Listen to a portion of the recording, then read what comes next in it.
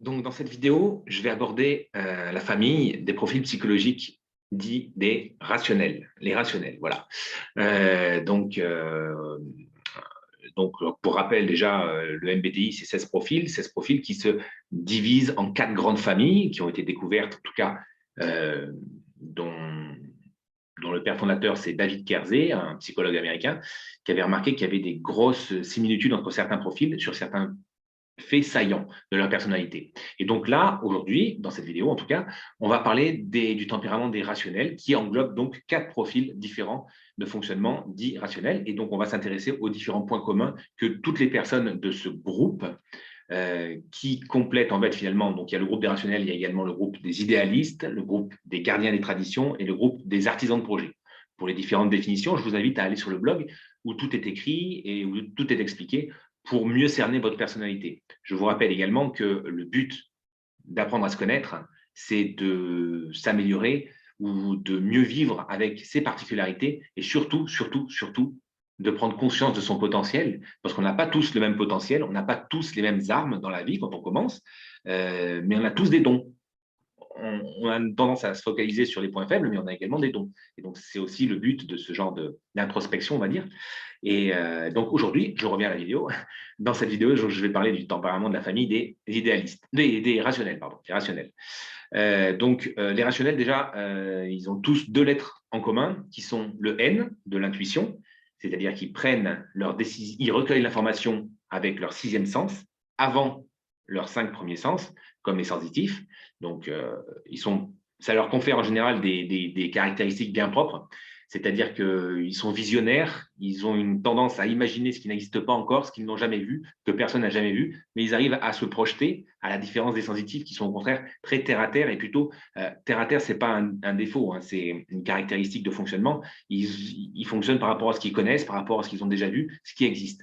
Les intuitifs, eux, ils se projettent, ce qui leur donne un véritable côté visionnaire. D'ailleurs, dans les intuitifs, dans les NT, je vous laisse encore une fois découvrir sur le blog, mais on trouve des Albert Einstein, des Steve Jobs, des Léonard de Vinci, tous ces gens-là qui ont imaginé des choses qui étaient totalement nouvelles à leur époque.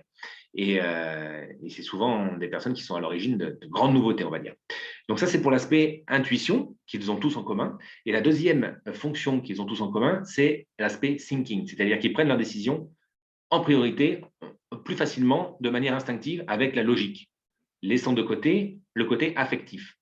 C'est-à-dire qu'en gros, ils se baseront peu sur le côté émotionnel de ce que leur. Enfin, ils écouteront peu leur cœur, ils préfèrent écouter leur tête pour faire un schéma un peu rapide. Alors, il y a quatre profils NT rationnels et les quatre n'ont pas la même propension. Mais en tout cas, voilà, ça, c'est leur mode de fonctionnement. D'abord, utiliser l'intuition et aussi réagir avec majoritairement l'aspect logique de leur personnalité. Donc ça, tout ça, ça engendre en fait que certaines caractéristiques qu'ils ont tous en commun, notamment la grande soif de connaissance, de savoir. Pour eux, ça passe par là, l'estime des gens. Ils estiment les gens, ils estiment leurs professeurs à partir du principe, non pas du titre, hein, ils s'en foutent que ce soit quelqu'un qui a un grand titre, mais par contre, si c'est quelqu'un qu'ils estiment d'un point de vue culture, d'un point de vue apport, d'un point de vue savoir, là, c'est bon. C'est comme ça qu'on arrive à convaincre un NT. En tout cas, à le mettre dans sa poche. Ensuite, ils cherchent en permanence, et c'est presque le fil rouge de leur vie, à maîtriser les concepts. Ils sont conceptuels, comme tous les intuitifs. Donc, les intuitifs, c'est ceux qui privilégient l'intuition aux cinq sens pour récolter l'information. Ils cherchent à maîtriser les concepts, en fait, et à maîtriser un peu tout ce qui est imaginer des théorèmes, des théories, des choses qui permettraient de factualiser un modèle, en fait, c'est ça. Et en général, un des grands points communs que tous les rationnels ont, c'est qu'ils sont plutôt perfectionnistes dans ce qu'ils font, quitte à être un petit peu pointilleux. Mais bon, ça, on y verra après. Le tempérament NT, parmi les quatre qui existent, hein, donc je vous renvoie au blog pour les descriptions. Il y a donc le tempérament des gardiens des traditions, qui est le plus représenté dans la population, hein. Il y a environ 45% des gens qui sont gardiens des traditions. Il y a le tempérament des idéalistes, le tempérament des artisans de projet, ceux qui vont créer, etc. Et le tempérament des rationnels. Et donc, le tempérament des rationnels, la famille des rationnels, les quatre profils, c'est celle qui est la moins présente dans la population, c'est la plus rare. La famille, je parle, hein, parce que c'est. Donc, au global, on estime que c'est entre 11 et 15% de personnes de la société qui sont dites rationnelles dans leur fonctionnement, privilégié, préférentiel. Donc, ce sont des gens, on l'a dit, qui aiment le savoir, qui aiment la connaissance, qui aiment en gros des choses. C'est ça qu'elles estiment et c'est ce qui fait qu'elles peuvent avoir des difficultés avec l'autorité de leur chef, si elles estiment que leur chef n'est pas compétent, qu'il est juste là parce qu'il a un titre et que ben, finalement, il n'apporte rien. Donc, ça pourrait être une grosse difficulté pour eux, pour elles, pour ces personnes-là. En général, on les reconnaît assez facilement. Elles ont un discours sans fioriture. Elles vont droit au but. Elles ne mettent pas de circonvolution, elles ne mettent pas de beaux textes, etc. Si elles peuvent faire une phrase en 5 mots, elles la disent en 5 mots. Et si elles peuvent réduire à 4, elles diront à 4 mots. Elles vont droit au but et sans fioriture. Donc, ça, c'est quelque chose d'assez caractéristique de leur personnalité.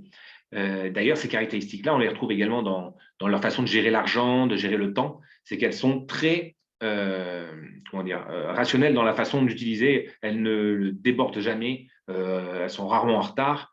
Encore que, ça dépend surtout de la 4e lettre. Si elles sont plutôt promouvantes plutôt que jugement, elles pourront être très,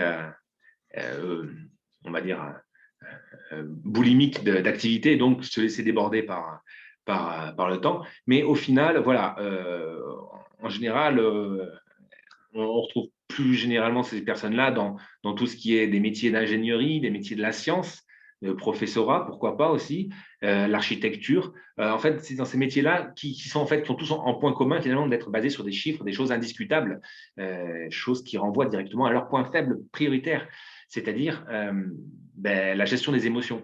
Parce que, et c'est le principe du MBTI, c'est que tout profil a des points forts qui renvoient à des points faibles. C'est les vases communicants. Et donc, les NT qui ont soit en dominante la fonction thinking, c'est-à-dire la logique, soit en dominante la fonction intuition, c'est-à-dire le fait de se projeter, de voir des choses, elles ont mécaniquement la fonction inférieure, c'est-à-dire celle qu'elles maîtrisent le moins, leur talon d'Achille, on va dire, qui peut être soit la fonction sensation, soit la fonction feeling, c'est-à-dire la gestion des émotions. Et quand je dis la gestion des émotions, c'est plus la manifestation de leurs émotions. C'est-à-dire qu'un enfant qui va avoir des parents NT, il pourra souffrir d'un manque de reconnaissance, manque de démonstration d'amour.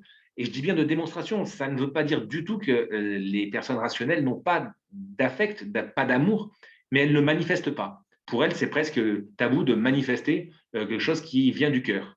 Et c'est en ça que ça peut être un point faible dans leur relation aux autres personnes, parce qu'elles peuvent avoir des mots qui peuvent être interprétés comme cassants, alors qu'en fait, elles disent juste les choses comme elles les voient. Et pour elles, ce n'est pas cassant. Pour elles, c'est factuel. Voilà, c'est comme ça. Oui, mais il y a des personnes qui ont besoin de rondeur dans ce qu'on leur dit, qui ont besoin d'émotion, d'accompagner les mots, etc. Et on va dire que ça, ce n'est pas leur point fort, c'est leur principal point faible, OND. C'est d'être trop cash, comme on dit, trop direct. Donc voilà. Donc bon, j'ai essayé de faire une petite vidéo rapide pour synthétiser le tempérament des rationnels. Je vous invite bien évidemment sur le blog à plonger plus en profondeur de ce tempérament, de cette famille de profils, voire de découvrir, si vous vous sentez plutôt rationnel, lequel des 4 profils rationnels est le vôtre, parce qu'il y a quand même des grosses différences entre les 4. Einstein était différent de Steve Jobs, qui était différent de Mark Zuckerberg, le fondateur de Facebook, et qui est différent de Léonard de Vinci, il me semble. Voilà, les 4, c'est les 4 profils rationnels. Mais bon, c'est des personnalités très différentes qui ont aussi leurs particularités. On ne cherche pas à mettre des gens dans les cases avec le MBTI. C'est plus comprendre leur fonctionnement. Et ce n'est pas parce que vous êtes tel ou tel profil que vous êtes une belle personne. C'est simplement tel ou tel profil vous donne votre fonctionnement préférentiel et libre à vous après de travailler vos points faibles ou de renforcer vos points forts et de réorienter votre vie par rapport à vos aspirations, vos choix. Voilà, donc je vous souhaite en tout cas une excellente journée. Et puis sur ce, je vous invite vraiment à parcourir le blog. Je pense que vous pourrez trouver des réponses à vos questions. Au revoir.